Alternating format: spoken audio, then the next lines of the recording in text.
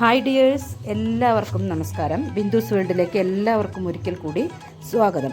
അപ്പോൾ ഇന്നത്തെ എൻ്റെ ഈ വീഡിയോ എന്താണെന്ന് മനസ്സിലായി കാണുമല്ലോ അല്ലേ.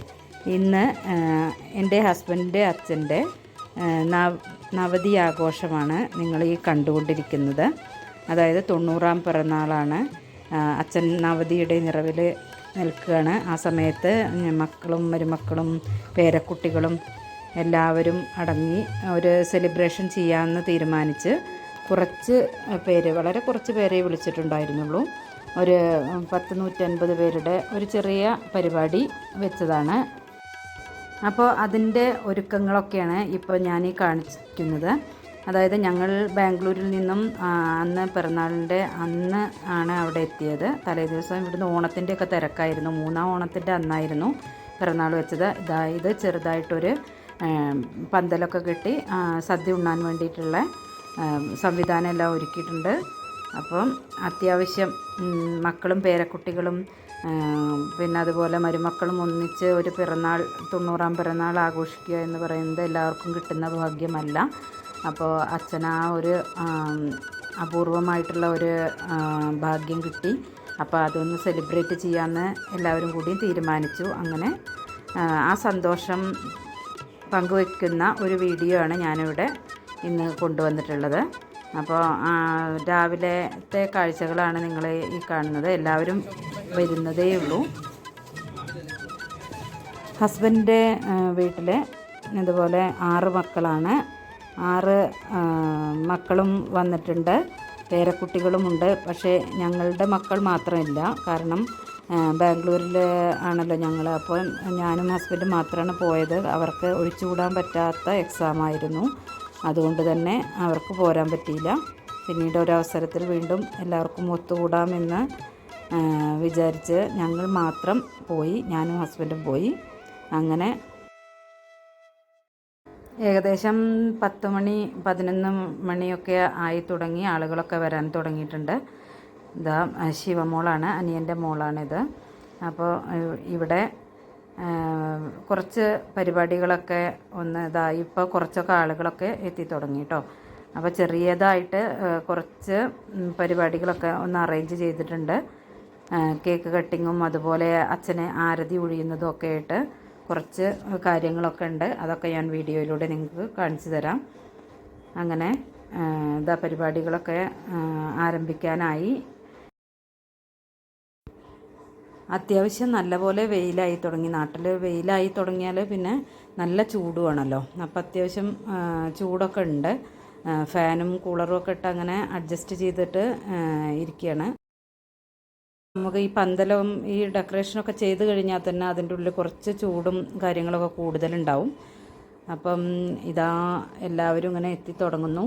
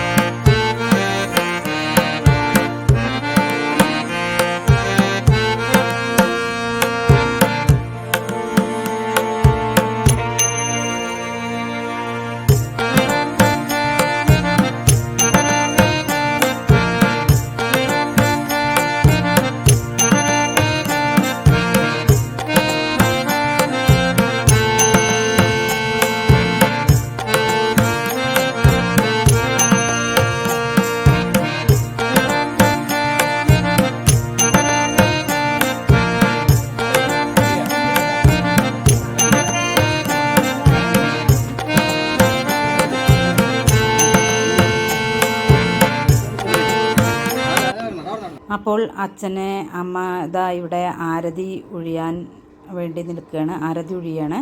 അപ്പം ഞങ്ങളുടെ വീടിൻ്റെ തൊട്ടടുത്ത് തന്നെ ബാലികാ സദനമുണ്ട്. അവിടുത്തെ കുറച്ച് കുട്ടികളാണ് അച്ഛന് വേണ്ടി ഇവിടെ പ്രാർത്ഥന ചൊല്ലുന്നത്. അതാണ് ഇപ്പോൾ നിങ്ങൾ കണ്ടുകൊണ്ടിരിക്കുന്നത് കേട്ടോ.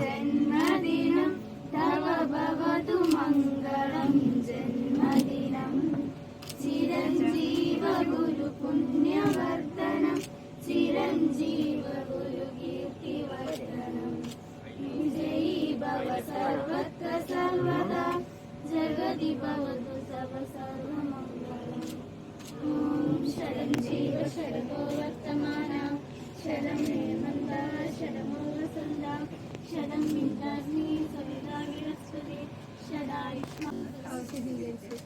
വർഷകാലം ആരോഗ്യത്തോടുകൂടി ജീവിക്കുമാറാകട്ടെ.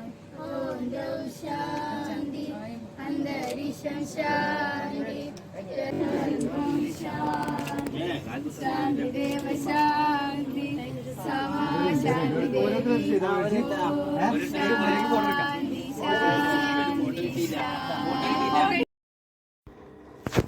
അച്ഛനെ ആദരിക്കുന്നതിൻ്റെ ഭാഗമായിട്ട് 2 പൂവ് എല്ലാവരുടെ അടുത്തും കൊടുത്ത് അച്ഛനെ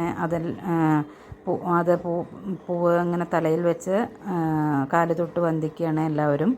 അപ്പം അതാണ് നിങ്ങൾ കാണുന്നത്. പിന്നെ ഗിഫ്റ്റ് കൊടുക്കുന്നവരൊക്കെ ഗിഫ്റ്റ് കൊടുക്കുന്നുണ്ട്.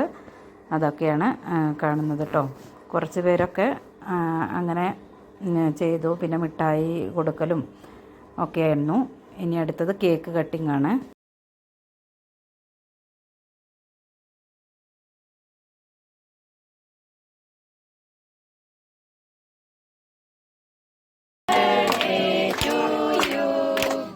Happy birthday to you.